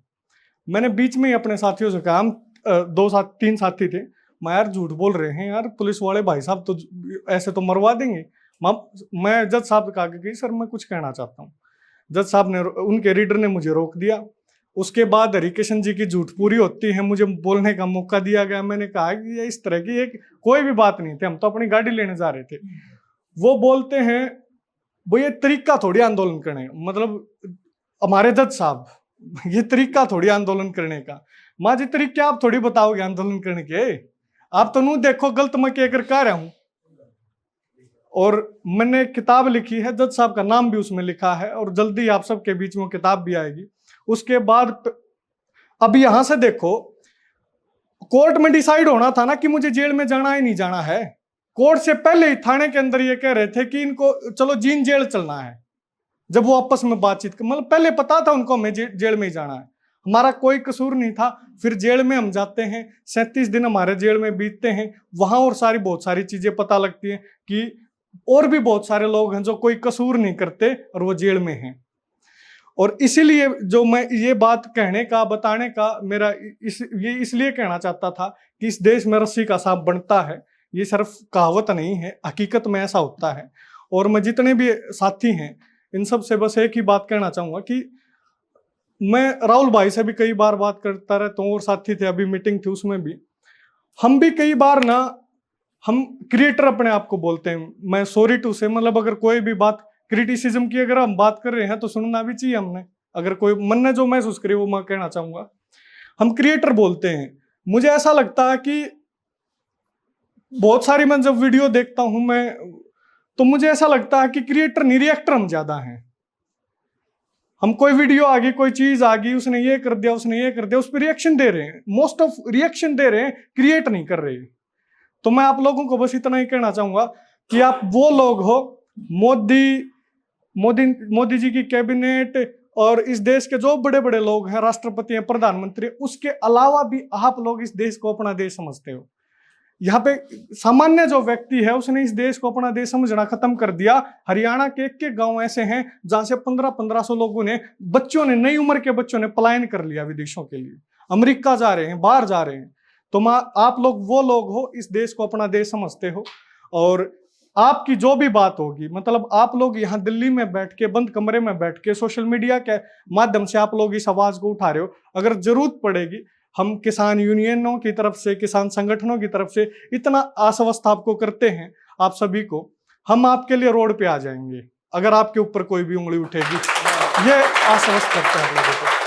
और इसी के साथ मैं धन्यवाद करूंगा, पुनः आप लोगों ने बोलने का मौका दिया। और लास्ट में 2 बात कह के कि ना तेरा है ना मेरा है, ये हिंदुस्तान सबका है। नहीं समझिए अगर ये बात, तो नुकसान सबका है। जो नदियां समंदर में मिलती हैं वो नदियां नहीं रहती, इस महासागर को बनाने में एहसान सबका। धन्यवाद। जेल में जो है बहुत सारे ऐसे लोग हैं जो कसूरवार हैं भी नहीं। तो जो आप बता रहे थे अक्षय भाई, किसी ने लिखा था 2 लाइन है कि अरे गहरे नत्थू खैरे संतरी बनकर बैठे हैं, जिनको जेलों में होना था मंत्री बनकर बैठे हैं। तो जब मंत्री पे ऐसे लोग बैठेंगे तो जेल में तो वही होंगे जो कसूरवार नहीं है। बहरहाल प्रशांत भाई से मैं दरख्वास्त करूंगा। प्रशांत भाई, हाँ प्लीज। अक्षय ने जो बात कही उसी पे मतलब मैं जस्ट 2 बातें कहूँगा कि ये बात बहुत ही वैलिड है, और मैं थोड़ा सा डिस्क्राइब करूंगा, शायद सेम ही हमारा मीनिंग हो। कि कोई भी जैसे मुद्दा आता है ना, मैं कांग्रेस के बारे में भी अक्सर यही कहता हूं कि कांग्रेस ना हमेशा जैसे फील्डिंग करती रहती है, बैटिंग पे नहीं आती। बैटिंग का क्या मतलब है कि आपकी तरफ से कुछ हो और बीजेपी वाले फिर उसको रोकने की कोशिश करें या कुछ करें। अभी क्या है, बीजेपी वाले कुछ ना कुछ गड़बड़ करते रहेंगे, कांग्रेस रिएक्ट करती रहेगी। और हम इन्फ्लुएंसर्स के लिए भी ना ये एक बड़ा टेम्पटिंग होता है, अरे यार ये मुद्दा चल रहा है भाई, हॉट है, चलो यार बनाओ फटाक से, है ना। तो वो रेंट वाला, वो रिएक्ट वाली चीज रहती है। और इस चक्कर में होता क्या है कि बहुत सारी ऐसी चीजें जिनको उठाए जाना जरूरी है, जैसे अभी जालंधर में 2 रुपए किलो के रेट में आलू बिक रहे थे, 2 रुपए किलो। और लेकिन अब लोगों को लगता है यार ये तो मुद्दा हॉट नहीं है, ये मुद्दा कभी हॉट होता ही नहीं। क्यों? क्योंकि जो मीडियाज हैं, मतलब मीडिया के इंस्टीट्यूशंस हैं, वो दिल्ली में हैं, उन्हें दिल्ली वाले लोग रन कर रहे हैं, उनको वो चीजें पता ही नहीं है, तो ये मुद्दे कभी हॉट होंगे भी नहीं। तो कहीं ना कहीं आई नो कि जब हम बिल्कुल ऐसा कोई इशू उठाते हैं तो रीच कम आती है। मतलब खुद मैंने अपने अकाउंट पे देखा है कि एकदम से मैं कोई हॉट मुद्दा उठाऊंगा तो 80-90 हज़ार लाइक्स भी चले जाएंगे, वैसा उठाऊंगा तो 3-4 हज़ार लाइक्स रह जाएंगे। लेकिन फिर भी उस टेम्पटेशन को हम ओवरकम कर सकें। अभी जैसे 2 दिन पहले ईवा निवम्मा बिल करके आया है कर्नाटका में, बस गवर्नर के साइन होने रहने हैं। तो ये इंडिया के आई थिंक पिछले बहुत सालों का सबसे बड़ा क्रांतिकारी कदम है कि क्या है कि भाई अंतरजातीय शादी जो नहीं होने देते उसके खिलाफ सरकार बिल लेकर आई है कि किसी ने अगर धमकी भी दी उसको जेल में डाला जाएगा, और एक डिस्ट्रिक्ट लेवल बॉडी बनेगी जो उनकी शादी वगैरह करवाएगी, और मतलब मॉनिटरिंग कमेटी भी होगी। मतलब बहुत ही शानदार बिल है कि हर लेवल के उसमें वो किए हैं। लेकिन मैं देख रहा हूं कि कहीं पे भी डिजिटल उसमें इसकी बात ही नहीं हो रही। और मेरे पास भी किसी ने जस्ट एक न्यूज भेजी थी और मुझे लगा यार ये तो बहुत बड़ी खबर है यार, और इस पे बात कैसे नहीं हो रही। तो मैंने रील बनाई और मुझे उम्मीद भी नहीं थी कि ज्यादा चलेगी, वो ज्यादा चली भी नहीं। लेकिन फिर भी हमें जो चीज लगती है कि जरूरी है हम उस पर मतलब जरूर बोलें। तो दरअसल मेरे दीदी लोग हैं वो जॉब में है, गवर्नमेंट जॉब में। तो मैं जब शुरू किया बोलना तो उन्होंने कहा कि ऐसे ना बोलो, हमारे ऊपर दिक्कत आ जाएगी। पहले मैं पॉलिटिकल बोलता था शुरू किया तब, तो मैं सोचा कि मतलब ऐसे बहुत सारे मुद्दे हैं जो बोले जा सकते हैं समाज में, जैसे पाखंडवाद था, हमारे पूर्वांचल में भी जातिवाद होता है, जैसे मैं पूर्वांचल से बिलोंग करता हूँ, ऐसे मुद्दे हैं। फिर गाँव में भी बहुत सारे ऐसे लोग हैं जो इस तरीके के काम करते हैं जो पसंद नहीं आते हैं। हमारे घर में सभी लोग आस्तिक थे पहले, अब लगभग सब नास्तिक हो गए एक दीदी को छोड़ के। मैंने पहली कोशिश घर से ही की थी क्योंकि मुझे पता था कि शुरुआत पहले अपने घर से ही करनी चाहिए। तो लगभग इस टाइम के इस समय मैं पाखंडवाद और ये जातिगत टिप्पणी जितनी होती है उस पर बात करता हूँ। और फिलहाल मैं इलाहाबाद जा रहा था अनुज भैया के यहाँ, तन्मय भैया के यहाँ, तो नहान था कुंभ का कोई माघ मेले वाला, उसमें लोग बैठे थे, भीड़ ज़्यादा थी। तो कुछ लोग अभी भी कहते हैं कि एक SC एक्ट में कोई सुधार हुआ था। तो कुछ लोग थे, अब नाम नहीं ले सकते, जनेऊधारी बोल रहे हैं हम। तो वो अंकल मतलब मोटे थे, ऐसे एक जगह घुट करके बैठे थे सब लोग पास करके, और वो अंकल बोल रहे हैं कि अब इनके एक्ट में सुधार हो गया है, अब इनको चमार नहीं बोल सकते। उधर से एक महिला बोल रही है, अच्छा आप चमार को चमार भी नहीं बोल सकते। मतलब मैं देखा कि इस टाइम तक अभी तक 26 में ऐसा हो रहा है। पर मुझे बड़ा बुरा लगा। ठीक है, मैं कहा कि अब जो भी मुद्दा मेरा है, पॉलिटिकल लोग बहुत उठा रहे हैं, बड़े बड़े लोग हैं, मैं इन सब चीज़ों पे मतलब बोलना शुरू करूँगा, बोल भी रहा हूँ। फिर एक बार मुझे लगा कि मेरे एक सर थे, हालांकि कहना नहीं चाहूँगा, उन्होंने कहा कि अच्छा बताओ तुम्हारे साथ जातिवाद हुआ है क्या, तुम ऐसे बोल रहे हो। तब मेरे मन में आया कि मैं एक बार छोड़ दूँ, लेकिन जब ये देखा तो मैंने कहा नहीं छोड़ूंगा। फिर मेरे मन में बात यही आई कि जिसको चोट नहीं लगती है वो चोट का दर्द नहीं जानेगा। तो फिर मुझे लगा बनाओ, जो बना सकते हो बनाओ, बोलो। और अकेले सुधार करना मुश्किल था, लेकिन जब इतने लोगों से मिला और लोगों को देखा तो मुझे लगा कि हाँ, समाज में सुधार लाया जा सकता है और बोला जा सकता है, चीज़ें जो परंपरा है, कुरीतियाँ, उनको बदला जा सकता है। और मैंने शुरू किया है, लगभग सब लोग इस पे बोलते हैं और प्रभाव भी मैंने देखे हैं इसके। और मैं चाहता हूँ कि इतने लोग हैं और भी लोग जुड़ें इससे और बदलाव ज़्यादा हो, आगे टर्म में सुधार दिखे, लोग तार्किक बने। बस मेरी यही आशा है। मुझे लगता है कि जीवन में सबके यही होना चाहिए, तार्किक बने बस। धन्यवाद। ना एक पत्थर तो तबीयत से उछालो यार हूँ, तो तबीयत से पत्थर उछलते रहें, इसकी कवायद में लगे रहेंगे। जोगी भाई आइए, जोगी भाई क्यों ज़रूरी है इकट्ठा होना? पहले तो आप सभी को नमस्कार। और जैसा कि विजेता भैया ने कहा था कि लव मैरिज के ऊपर करना चाहिए, इसकी एक कहानी, मेरी एक फ्रेंड थी मुंबई से।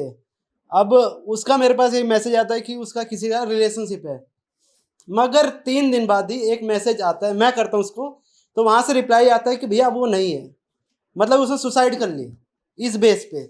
और रीज़न ये दिया कि मतलब कास्ट अलग थी और उसके जो फैमिली वाले थे उनका सिर्फ इतना कहना था कि अब क्या हम लोअर कास्ट में शादी कर देंगे, इससे अच्छा मर जाए वो। तो ये चीज़ देख के मैं बहुत अजीब लगा था। फिर मैंने एक कंटेंट बनाना शुरू किया कि लव मैरिज के लिए सपोर्ट में। तो उसके बेस पे मुझे लगता है लड़के होते हैं जो नहीं करना, लेकिन लड़कियां जो हैं 100 में से 90 में से लड़की हो गए। तो मुझे तो लगता था, फिर मैं एहसास होती है बलात्कार का रूप है एक हिसाब से, जो फैमिली वाले इन्वॉल्व होते हैं इसमें करवाने के लिए खुद, क्योंकि लड़कियों का मेरे हिसाब से नहीं है मन उसमें। तो इसी बेस में मैंने चालू किया। फिर उसके बाद मैं कंटेंट क्रिएशन इसमें आया, पॉलिटिक्स में आया। तो अभी 29 मार्च को वो अकाउंट मेरा सस्पेंड कर दिया गया। 50,000 थे मेरे उस पर। तो उसके बाद दूसरा क्रिएट किया, बाकी आप लोगों का सपोर्ट मिला, उस पर भी 10K हो गए हैं। मैं आंख खोलना चाहती हूँ बस अंधभक्तों की। मैं इस देश में अंधभक्तों से बहुत परेशान हूँ। मुझे ऐसा लगा कि मुझे बोलना है तो बस अंधभक्तों के लिए। शायद मेरा टॉपिक भी यही है, अंधभक्त, क्योंकि मुझे ये ऑन टॉप लगते हैं। इनका लेवल कैसे भी इतना हाई है कि कोई इन्हें समझा ही नहीं सकता। अगर कोई बंदा इनके सामने बहस भी करेगा ना तो वो कुछ नहीं है, मतलब वो ही जीरो है इनके सामने, कोई लेवल ही नहीं है इनका। मैं तो ये सोचती हूँ कि भाई मैं खुद हार गई हूँ इनके आगे, लगता है, पर मैं छोड़ूंगी नहीं। मैंने ऐसे ही तोड़ूंगी और ऐसे ही इनकी बेइज्जती करूंगी दबादब। ये जो अंधभक्त है ना, ये गंधभक्त की कैटेगरी से आते हैं। ये अंधभक्त छोड़ के मैंने इनका नाम गंधभक्त रख दिया। क्योंकि अगर जो भी अंधभक्त पे वीडियो बनाएगा ना, जो इन्हें एक्सपोज करेगा या जो इन्हें सामने लाने की कोशिश करेगा, तो ये उसे गंदी गंदी गाली देते हैं। इनके पास कुछ शब्द हैं, वो यहाँ आप सबको पता है, खैर बोलना नहीं चाहती मैं। इनके पास ऐसे शब्द है, मैं मुस्लिम हूँ तो मुझे वो शब्द बहुत हर्ट करते हैं, मुझे वो बहुत दिल पे छूते हैं। तो वो इनके लिए नॉर्मली शब्द है। ये आगे कमेंट में गाली इतनी गंदी गंदी बकते हैं, इतना बुरा बुरा कह जाते हैं कि वो दिल पे लगता है। इसलिए मुझे इन अंधभक्तों की आंख खोलनी है और वो सब जो ये नहीं समझ पाते वो इन्हें समझाने की कोशिश करनी है। बस मेरा साथ बिल्कुल सही बात है। मुझे तो लगता है कि ये जो अंधभक्ति है ये root of the all cause है। मतलब थोड़ी सी रैशनैलिटी अगर हो तो मेरे हिसाब से ये सारी दिक्कतें होंगी नहीं। रैशनैलिटी होगी तो जो सरकारी स्कूल बंद किए जा रहे हैं उनके खिलाफ लोग अपने आप बोलेंगे। रैशनैलिटी होगी तो अनएम्प्लॉयमेंट का जो दर बढ़ता जा रहा है उसके खिलाफ अपने आप लोग बोलेंगे। रैशनैलिटी अगर होगी तो मुझे याद है शाहीन बाग प्रोटेस्ट जब चल रहा था तो एंटी प्रोटेस्ट एक प्रोटेस्ट किया, कोई हिंदू सेना है उन्होंने, मैंने कवर किया था उनको। तो उसमें एक मजदूर था और मेरे हिसाब से मेरे ही राज्य से होगा, बिहार से, उसकी भाषा से मैंने जितना अंदाज़ा लगाया तो वो कहते हैं कि हम अपने राम को और अपने कृष्ण को आज़ाद करवाने के लिए लाए हैं। मैंने कहा तुम्हारा राम कौन है? तो मोदी हमारे राम हैं, योगी हमारे कृष्ण हैं। मैंने कहा और अमित शाह क्या हैं? तो वो कहते राम के भक्त हैं। मैंने कहा तुम क्या हो, हम वानर सेना हैं। तो अगर रैशनैलिटी होगी तो कोई मनुष्य अपने आप को वानर सेना तो नहीं कहेगा।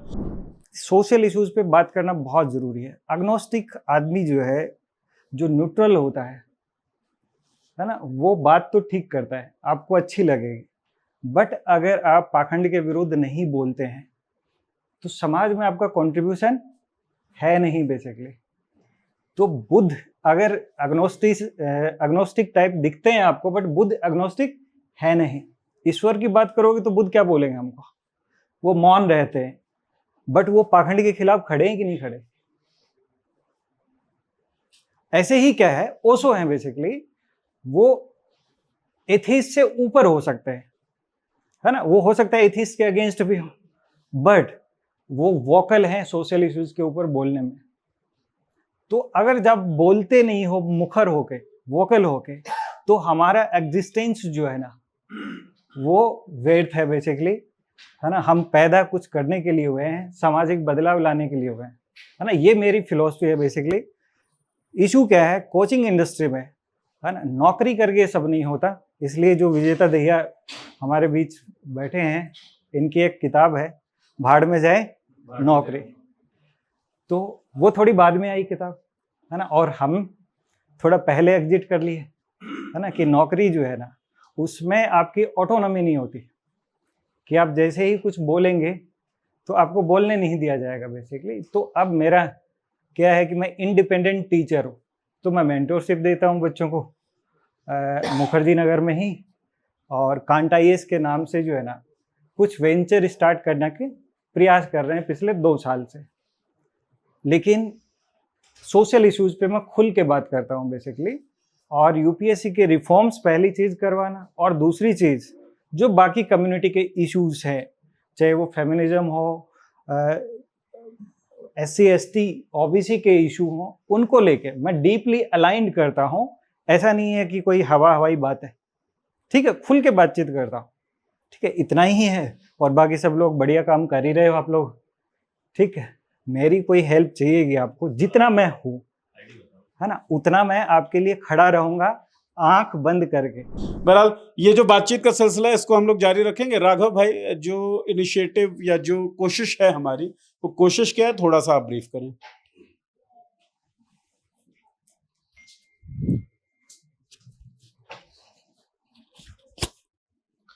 जो बात अभी यहाँ पे चल रही है कि हम अगर अगेंस्ट बोलेंगे तो पीटे जाएंगे, तो वो मैं झेल चुका हूँ।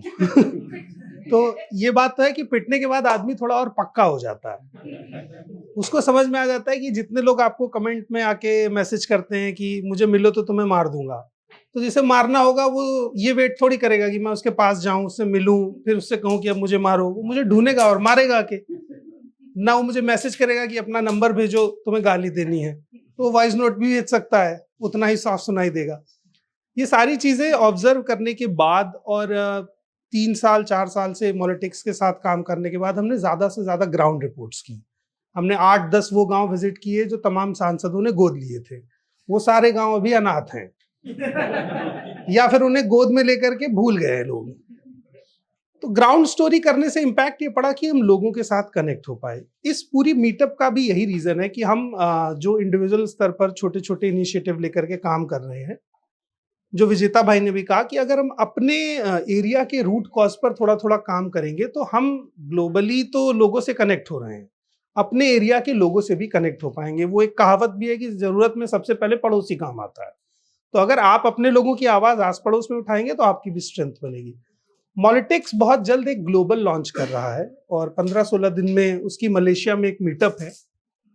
हम ग्लोबली जा रहे हैं और इस पूरे इनिशिएटिव को लेकर के एक NGO ट्रस्ट या कहीं एक ऑर्गेनाइजेशन के तौर पर उसे फॉर्म किया जा रहा है, जिसमें सारे जर्नलिस्ट और क्रिएटर्स जो रिसर्च पर काम करते हैं या इन्वेस्टिगेटिव जर्नलिज्म पर काम करते हैं, जो सिर्फ रिएक्शन ना दे करके या ट्रेंडिंग टॉपिक से हट करके कुछ नया ढूंढ करके निकालते हैं जो अभी तक छुपा हुआ है, उस तरीके के सभी जर्नलिस्ट और क्रिएटर्स को इकट्ठा कर रहा है।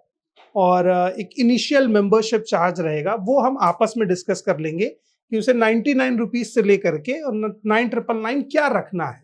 वो जिस पे सबकी सहमति होगी वो होगा, और वो सिर्फ इसलिए है कि हम एक ऑफिशियल प्रोसेस से कनेक्ट हो पाए, कि हम जुड़े हुए हैं। और उसका पूरा कोशिश ये है कि कोई भी जर्नलिस्ट, जैसे मान लीजिए आप कहीं as a content creator content बना रहे हैं और कोई आके आपको थप्पड़ मार के आपका फोन तोड़ देता है, तो अब आपके लिए तो 15-20 हज़ार रुपए की चोट है और कंटेंट क्रिएशन में केस के अलावा कुछ खास मिल नहीं रहा है, तो वो पैसा आपको कहाँ से मिलेगा? तो हम उस कलेक्टिव में ये मदद करेंगे कि अगर किसी का फोन टूट गया है तो उस तक वो चीज पहुंचे।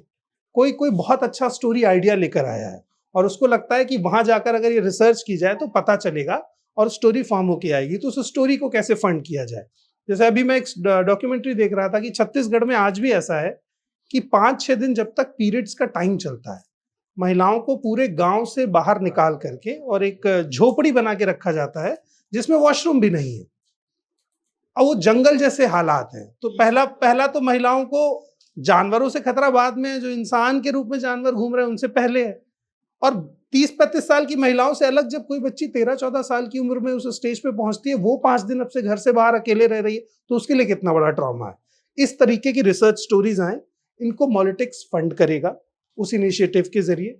बहुत सारे लीगल मसले भी हैं, तो हम कुछ लॉयर्स को भी जोड़ रहे हैं ताकि आपकी लीगल हेल्प के भी ज़रूरत हो। और उधर से ज़मीन पर उतरने की बात भी आ गई है किसान यूनियन की तरफ से, तो ये वाला काम हम नहीं कर पा रहे थे, वो भी सपोर्ट मिल गया है। सबसे आखिरी इनिशिएटिव यही है कि हम सब एक कलेक्टिव के तौर पर काम करेंगे, जिसमें जो फाइनेंशियल, सोशल, लीगल जो भी हेल्प होगी उसको एक ऑर्गेनाइजेशन के तौर पर मॉलिटिक्स के जरिए, अनुदीप सर के जरिए, नीरज भाई के जरिए, आप सबके जरिए कुछ चीज़ें हम शायद ना कर पाएं और आपके थ्रू आए तो शायद हो जाएं। तो इसमें हम मॉलिटिक्स संस्थान है और वो बना है आप सब लोगों से, तो आप सब मॉलिटिक्स हैं, हम भी मॉलिटिक्स हैं संस्थान के जरिए, ये सोच लेके चलना है और हम सब एक दूसरे की हेल्प के लिए तैयार हैं। ये इस इनिशिएटिव का मतलब है। एक और छोटा सा प्लान है जिसको भी हम डिस्कस कर रहे हैं, और किसी साथी ने बोला था कि हम क्रिकेट क्यों ना खेलें, उस प्लान पर काम चल रहा है। हम बहुत जल्दी एक CPL ऑर्गेनाइज करना चाहते हैं जिसको क्रिएटर्स प्रीमियर लीग नाम दिया जाएगा, जिसमें क्रिएटर्स, जर्नलिस्ट, पॉलिटिकल लोग, किसानों की भी अपनी एक टीम होगी, हर टीम के लोगों का एक मैच होगा। और उसका पर्पस यही है कि हमारा एक दूसरे के साथ कम्युनिकेशन बढ़े। हम सिर्फ मैसेज तक बात करने से अच्छा है जब लोगों को दिखेगा कि ये 40 लोग एक तस्वीर में खड़े हैं, तो 1-2 रात तो नींद नहीं आएगी। मोटिव वही है कि वो जो हमें परेशान करके चैन से सो जा रहे हैं, रात के 1 बजे एक मैसेज आ रहा है कि तुम सुबह निकलो बताता हूँ, अब हम 1 घंटे नहीं सो पा रहे हैं, तो ऐसी तस्वीरों से उनको मैसेज जरूर जाना चाहिए कि 2-3 दिन तुम भी जगो, ये 40 लोग कल तुम्हारे घर के बाहर आके बैठ जाएंगे। हालांकि हम मारपीट नहीं करेंगे, लेकिन तो तुम जो हमारे कमेंट बॉक्स में दे रहे हो गालियां, उसका एक स्क्रीनशॉट लेके तुम्हारे घर के बाहर बैठेंगे कि देखो तुम्हारा सपूत कितना काबिल है।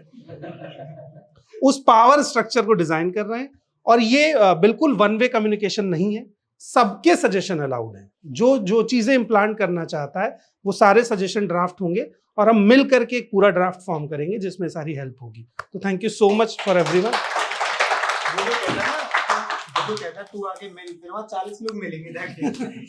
अक्रॉस इंडिया जितने भी लोग कॉन्स्टिट्यूशनल वैल्यू में, डेमोक्रेटिक प्रोसेसेस में, रैशनैलिटी में यकीन करते हैं, साइंटिफिक टेम्पर में जिनका विश्वास है, वो सब लोग एक मंच पे हो पाए, अंडर रूफ हो पाए। मतलब वो राघव वाली बात है कि मैसेज में एक करके कि सुबह निकल, ये कह के कोई आराम से खुद ना सो सके और ये कहने की हिम्मत भी ना कर सके। मतलब ये हिम्मत ही हम खत्म कर दें, ये मेजर हम लोगों की कोशिश है। और इसको चलायमान रखने के लिए हम लोगों ने जो अभी प्लान किया, जो मोटा मोटा प्लान है, और जिसमें आप सभी के इनपुट्स जब मिलेंगे, एक ग्रुप हम लोग बनाते हैं, उसमें इनपुट्स आए, उसके हिसाब से हम लोग चेंज भी कर देंगे। एनुअली एक अवार्ड फंक्शन हम लोग सोच रहे हैं कि वो रखा जाए, जितने क्रिएटर्स हैं उनमें से एक अच्छा पैनल, सीनियर लोगों का एक पैनल बनाएं और उस आधार पे अवार्ड सेरेमनी हम रख सकें। हर महीने अलग अलग स्टेट्स में जहां जहां पे हमारे पास लोग हैं, वहां पे हम कोई छोटे छोटे सेमिनार्स रख लें, जो हमारी जो आइडियाज हैं, ऑब्जेक्टिव्स जो हमारे हैं, rationality, scientific temper, constitutional values, democratic processes, इन सबको स्ट्रेंथन करने के लिए जिन विषयों पे, जिन विमर्शों पे बात होनी चाहिए, वो बात हम लोग करें। तो इस तरह के इवेंट ऑर्गेनाइज हम लोग इकट्ठा करें। कोई बाहर से इवेंट मैनेजर ना लाएं, क्योंकि जो इवेंट मैनेजर आए उन्होंने इस देश का कितना इवेंट बना दिया हम लोगों को पता है। 3 शेर सुन लीजिए, मतलब मैं लिखता हूं तो वो जबरदस्ती थोपने वाली बात है तो थोप ही देते हैं। क्यों बागी भाई, ठीक रहेगा? हाँ, तो ये कि चमन हमारा लुटा लुटा सा लगता है। जरूरत क्यों है हमें? चमन हमारा लुटा लुटा सा लगता है, बेखौफों के मुंह पे ताला लगता है। चमन हमारा लुटा लुटा सा लगता है, बेखौफों के मुंह पे ताला लगता है। सच्चाई से डरने वाला है हाकिम, सच्चाई से डरने वाला है हाकिम।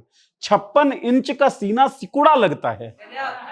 सच्चाई से डरने वाला है हाकिम, 56 इंच का सीना सिकुड़ा लगता है। और क्या सोचें, क्या लिखें और हम क्या बोलें, क्या सोचें, क्या लिखें और हम क्या बोलें, इन सब बातों पर भी पहरा लगता है।